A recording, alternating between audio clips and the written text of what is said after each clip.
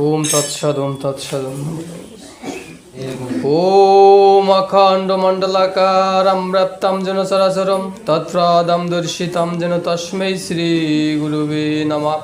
अज्ञानं तिमिरं दस्य ज्ञानाञ्जनो शलोकया चक्षुरुन्मीलितं जन तस्मै श्री गुरुवे नमः। नारायणं नमस्कृत्य नरश्चैव नरोत्तमं देवीं सरस्वती व्यासं ततो जयमुदीरयेत्। कृष्णाय वासुदेवाय हरये परमार्थिने अनुतक्लेशनाशाय गोविन्दाय नमः नमः। तप्त कांचन गौरांगी राधे वृंदावनेश्वरी विश्ववनुसुतां देवी प्रणमामि हरिप्रिये। वाञ्छाकल्पतरुभ्यश्च कृपासिन्धु एव च पतितानां पावनेभ्यो वैष्णवेभ्यो नमो नमः। सर्वमंगलमांगल्ये शिवे सर्वार्थ साधिके शरण्ये त्र्यम्बके गौरी नारायणी नमोस्तुते। एकादन्तं महाकायं लम्बोदरं गजाननं विघ्ननाशकारं देवां हिरम्बां प्रणमाम्यहं। बिन्दाय तुलसी दैव पियाय केशव सचा कृष्ण भक्ति पदे देवी सत्यवत्यै नमो नमः। ओम सहना भवतु सहनो भुनक्तु सह वीर्यं करवावहै तेजस्विनावधीतमस्तु मा विद्विषावहै। ओम पूर्णमद पूर्णमिदं पूर्णात् पूर्णमुदच्यते पूर्णस्य पूर्णमादाय पूर्णमेवावशिष्यते। ओम नमस्ते परमं ब्रह्म सर्वशक्तिमते नमः। निराकारोऽपि साकारो सच्चरूपं नमो नमः। ओम मधुवातरीतयते मधुपसरन्ते सिन्धवः माध्वीर्ना सन्तोषधीः मधुनगुतमो दशसो मधुमत्पर्थिं रजा मधुदोरस्तु नपीता मधुमा वनस्पति मधुमस्तु सूर्या माध्वीर्गावो भवन्तु नः। ओम अस्य श्रीमद्भगवद्गीता मलमन्त्रस्य श्री भगवान वेदव्यास ऋषि अनुष्ठाप चंद्र श्रीकृष्ण परमात्मा देवता अशौचानन्वं शौचत्यां प्रज्ञावादानस्य भाष्यसे इति विदां सर्वधर्मं परित्यज्य मम एकं शरणं व्रजाति शक्ति अहं तं सर्वपापेभ्यो मोक्षयिष्यामि मा शुचो। अथो ध्यानम् ओम पार्थाय प्रतिबोधितं भगवता नारायणं स्वयं व्यासनुगतितं पुराणमुनिना मध्ये महाभारतम् अद्वैत अमृत वर्षिणीं भगवतीमष्टादशाध्यायिनीं अमृतम्र अनुसन्धामि भगवद्गीते भवन्दिशिनीं। नमस्ते व्यासो विशाल बुद्धे फुल्लारो अरविंदो पत्रनत्रये जेनोत्तया भारत तैलपूर्णोपज्ज्वलिते ज्ञानमय प्रदीप प्रपन्नो पारिजाताये तत्र वित्रोपानाय ज्ञानमुद्राय कृष्णाय गीतामृतं दुहे नमः। सर्वोपनिषद गावदुग्धा गोपाल नंदन पार्थवत्स सुधीभोक्ता दुग्धं गीतामृतम् अहं मुखं करोति वाचालं पंगं लघुते गिरिं यत्कृपा तत् अहं वन्दे परमानंद माधव। यं ब्रह्मा वरुणीन्द्र मरुतस्यन्ति देव्यै स्तव्यै सांगोपदक्रम उपनिषदै गायन्ति यं सामगा ध्यानवस्थितो तद्गते मनसा पश्यन्ति यं योगिनः जस्यन्तं न विदुषुरासुरगण देवाय तस्मै नमः। ओम नमो भगवते वासुदेवाय ओम नमो भगवते वासुदेवाय ओम नमो भगवते वासुदेवाय। सामने उपविष्ट इष्टप्राण भक्तबिंद और महामायार अंश सम्भूता मातृमंडली আপনাদের অন্তরে অন্তস্থিত परमात्मा रूपी श्री भगवान रांगार अतुल चरणे आमार शतकोटी प्रणिपात। तो आमरा आज के श्रीमद् भागवत गीतार मंगलाचरण एवं गीतार जे ध्यान पाठ करलाम या महापवित्र যারা প্রত্যেক দিন এই গীতার ধ্যান গীতার মঙ্গলাচরণ গীতার একটা শ্লোকও পাঠ করে তাদের মহা মহা পুণ্য হয়। কারণ এই গীতার শ্লোক আছে ইয়া ভগবানের মুখ থেকে উচ্চারিত বাণী। তো আমাদের এই জন্য কিন্তু গীতা পাঠ করা উচিত। গীতা শুধু যে একটা ধর্মশাস্ত্র তা কিন্তু নয়, গীতা হচ্ছে মনুষ্য জীবনের চলার পথের মন্ত্র। গীতা শিক্ষা ছাড়া একজন ভালো মানুষ হওয়া কখনোই সম্ভব নয়। কেননা আমাদের শাস্ত্রগুলো কেউ যদি পাঠ করে তাহলে অবশ্যই অবশ্যই ভালো মানুষে পরিণত হতে পারবে। সন্তানদেরকে এজন্য গীতা পাঠ করতে বলা উচিত। আমরা রামায়ণ থেকে শিক্ষা পাই, ভগবান রামচন্দ্র পিতার আদেশে বনবাস গেল, অর্থাৎ শাস্ত্র বলতেছে যে পিতার আদেশ পালন করো, এখান থেকে শিক্ষা। আবার দেখেন যে মহাভারত থেকে শিক্ষণীয় বিষয় কি, যে মহাভারতে এখানে অধর্মের পরাজয় হয়েছিল, ধর্মের জয় হয়েছিল। মহাভারতের শিক্ষা নেন যে অবশ্যই অধর্মকে ত্যাগ করতে হবে এবং প্রতিরোধ করতে হবে, এটা আমরা মহাভারত থেকে শিক্ষা পাই। তো একজন ভালো মানুষ হতে হলে অবশ্যই শাস্ত্রজ্ঞান থাকা দরকার। আমাদের ছেলেমেয়েরা বাইরে পড়াশোনা করে বিভিন্ন ধরনের প্রভাব আসে, এই প্রভাবগুলো যারা কাটিয়ে উঠতে পারে তারা কিন্তু বেঁচে যায়, আর যারা কাটিয়ে উঠতে পারে না তাদের নানান ধরনের ভাবে ধর্মান্তরিত করার একটা প্রয়াস চলছে। এই যারা বাইরে পড়াশোনা করে বিশেষ করে তাদের ক্ষেত্রে কিন্তু বেশি প্রভাব এটা বর্তমান সময়ে। তো এই সময়ে আমাদের উচিত আমাদের ছেলেমেয়েদেরকে ধর্মীয় শাস্ত্র জ্ঞান, উপনয়ন সংস্কার থেকে শুরু করে যে ধর্মের যে সংস্কারগুলো আছে এগুলো কিন্তু দেওয়া, কিন্তু আমরা দেই না বিধায় কিন্তু আমাদের ছেলেমেয়েরা ভুল পথে পরিচালিত হয়, তারা শাস্ত্র জানে না। আমাদের ভগবান শ্রীকৃষ্ণ গীতায় বলতেছেন যে শ্রেয়ান সধর্ম বিগুণা পরধর্মাৎ সনুষ্ঠিত সধর্ম নিধানাম শ্রেয় পরধর্ম ভয়াভয়, যে নিজ ধর্ম হচ্ছে পরধর্ম অপেক্ষায় শ্রেয়, নিজ ধর্মে যদি মৃত্যু হয় তাও ভালো। তো যারা গীতা পড়ে নাই তারা কিন্তু এই যে গীতা যে ভগবান শ্রীকৃষ্ণ এই শ্লোকটা বলছেন তারা কিন্তু কখনো পড়ে নেই, এবং তারা কিন্তু জানেও না যে আমাদের মূর্তি পূজা কেন করা হয়। হ্যাঁ, দেখেন যে আমাদের শাস্ত্র থেকে বিজ্ঞান এসেছে কীরকম, যে গান্ধারীর 100 পুত্র কীভাবে 100 পুত্র লাভ করলো। গান্ধারী কিন্তু একটা পিণ্ড প্রসব করছিল, তো ওই থেকে মহামুনি বেদব্যাস ওই সময় কিন্তু ওই যে এসেছিলেন, এবং ইনি নানান ধরনের গাছগাছরা দিয়ে ঔষধি তৈরি করে কিন্তু হাড়ির ভিতরে কিন্তু বাচ্চা প্রসবের একটা করছিল কিন্তু লালন পালনের। হ্যাঁ, তো ওই কিছু বছর আগে, এই যে আজ থেকে কিছু বছর আগে টেস্ট টুব বেবি নামে একটা বেরিয়েছিল, টেস্ট টুব বেবি মেশিনের ভিতরে বাচ্চা হবে। ওই টেস্ট টুব বেবিতে কিন্তু আসলে ডিএনএ নিয়ে, পুরুষের ডিএনএ এবং স্ত্রীর ডিএনএ নিয়ে এখানে মেশিনের ভিতরে বাচ্চা হবে এরকম তৈরি করেছিল।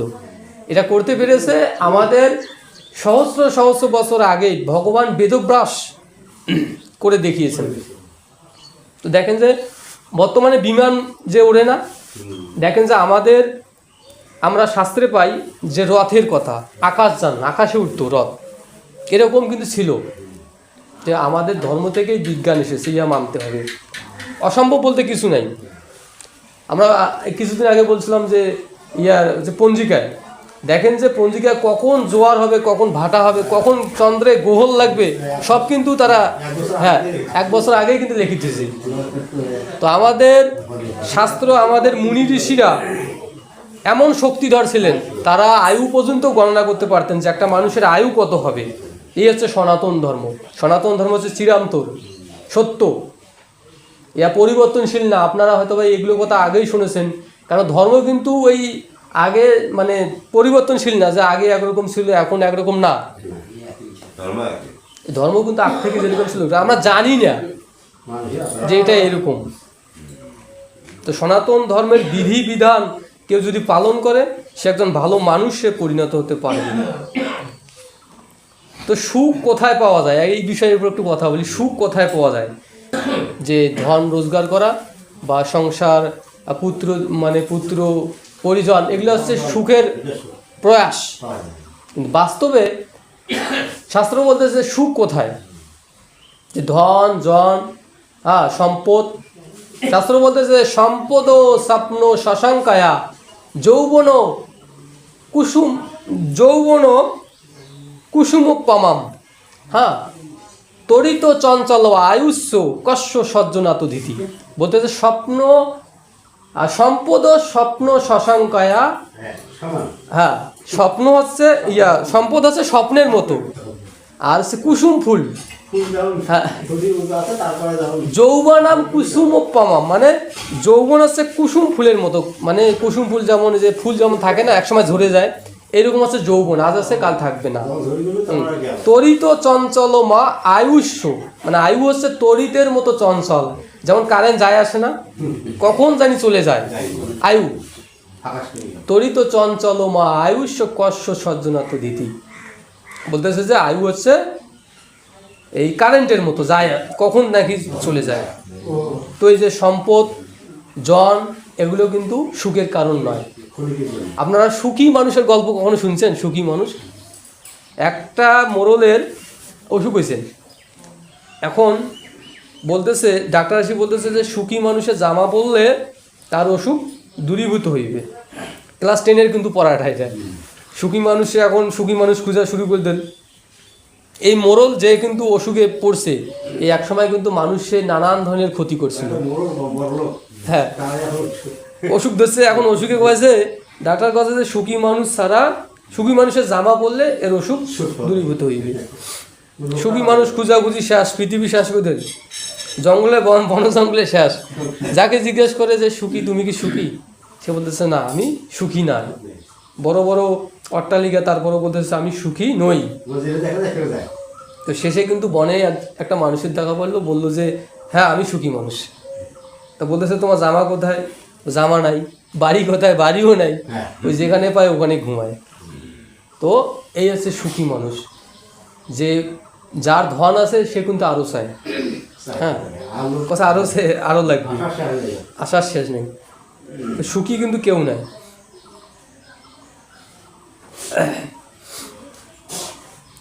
অক্ষর ব্রহ্ম যোগ, শ্লোক নাম হচ্ছে 28। দানে সুযৎ পুণ্য ফলাং প্রতিষ্ঠাম অত্যতি তৎসর্বমিদম বিদত্বা যোগী পরমম স্থানম মুদা প্রতিচায়াম। বেদাভ্যাস, যজ্ঞে, তপস্যা এবং দানাদিতে যে সকল পুণ্যফল নির্দিষ্ট আছে, এই তথ্য জানিলে যোগী পুরুষ সে সকল অতিক্রম করেন এবং উৎকৃষ্ট আদ্যস্থান মোক্ষ প্রাপ্ত হন। এখানে ভগবান শ্রীকৃষ্ণ অর্জুনকে উপদেশ দিয়েছিলেন এবং এই উপদেশের শেষে বলতেছেন যে বেদাভ্যাস, যিনি বেদ পাঠ করেন প্রতিনিয়ত, যজ্ঞ করেন, তপস্যা করেন এবং দান করেন যে ব্যক্তি, সেই যে ফল হয় ওই ফলের অনুরূপ যিনি যোগী পুরুষ এই জ্ঞান জানেন, তথ্য জানেন, তিনি ওই আদ্যস্থান মোক্ষ প্রাপ্তি হন, এই সকল অতিক্রম করেন। অর্থাৎ এই যে গীতা যে জ্ঞান, ভগবান শ্রীকৃষ্ণ যে উপদেশ দিয়েছেন, যিনি বেদাভ্যাস করেন, যজ্ঞ করেন, তপস্যা করেন, যাই করেন না কেন, তার উপরে এই যে তত্ত্বজ্ঞান পুরুষ সব কিছু অতিক্রম করেন এবং উৎকৃষ্ট আদ্যস্থান মোক্ষ প্রাপ্ত হন। মোক্ষ মানে কি? মোক্ষ মানে হচ্ছে মুক্তি। প্রশ্ন করতে পারেন যে কোথা হতে মুক্তি? জেলখানা থেকে মুক্তি? এটা হচ্ছে জন্মচক্র। জন্মচক্র বলতে মানুষ কিন্তু জন্মচক্রেই ঘুরতে থাকে।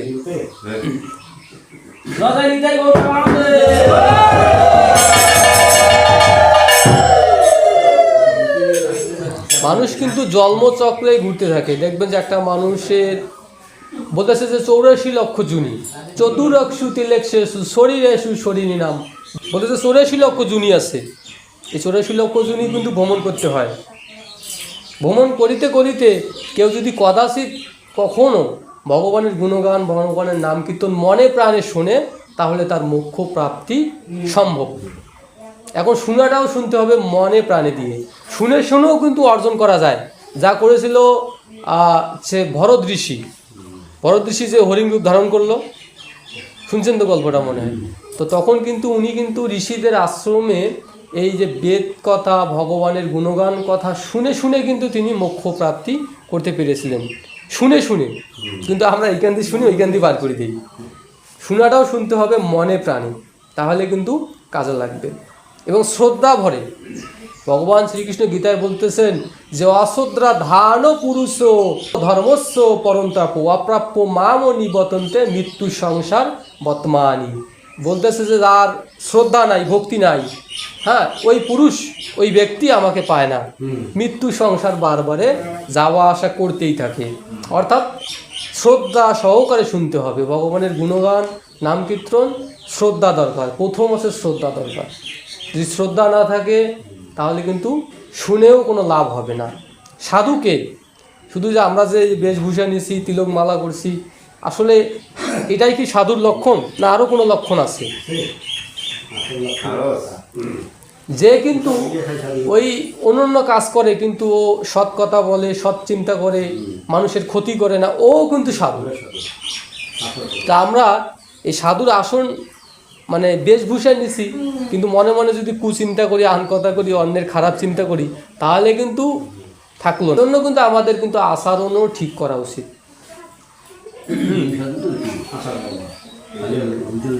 শ্রী ভগবান উবাচ, ভগবান বলিলেন, গীতা মে হৃদয়ং পার্থ, গীতা মে সারম উত্তমম, গীতা মে জ্ঞানমত্রুগম, গীতা মে জ্ঞানম অব্যয়ম, গীতা মে চোত্তমম স্থানম, গীতা মে পরম পদম, গীতা মে পরম গৃহম, গীতা মে পরম গুরু, গীতা শ্রায়মহম তিষ্ঠামি, গীতা মে পরম গৃহম, গীতা জ্ঞানম সমশ্রিতা তিলকং পলায়ামহম, গীতা মে পরমা বিদ্যা ব্রহ্মরূপা ন সংশয়া, अर्धमात्रम हरा नित्यम मुनिर्वत्सो पदात्मिका, गीता नामानि ब्रक्षामि गृहाणि श्री पांडव कीर्तनात् सर्वोपपाले पापानि विलयम जानति तत्क्षणात्। भगवान श्रीकृष्ण বলিলেন, হে পার্থ, গীতায় আমার হৃদয়, গীতায় আমার সার সর্বস্ব, গীতায় আমার অতৃজ্ঞ এবং আব্বায় জ্ঞান স্বরূপ, গীতা আমার উত্তম স্থান, গীতা আমার পরম পথ, গীতা আমার পরম গৃহ, গীতা আমার পরম গুরু, গীতা আশ্রয়ে আমি থাকি, গীতায় আমার পরম গৃহ, গীতা জ্ঞান আশ্রয় করিয়া আমি তিলক পালন করি।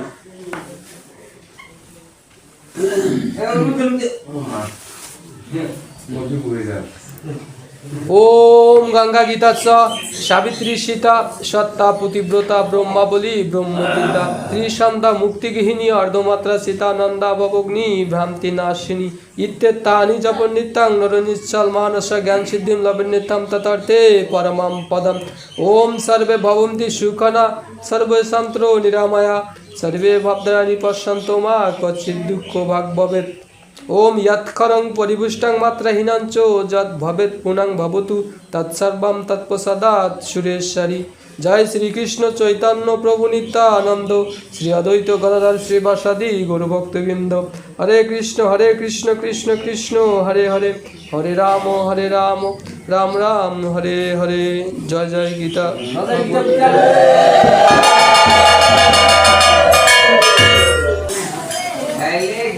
আনন্দ পায়।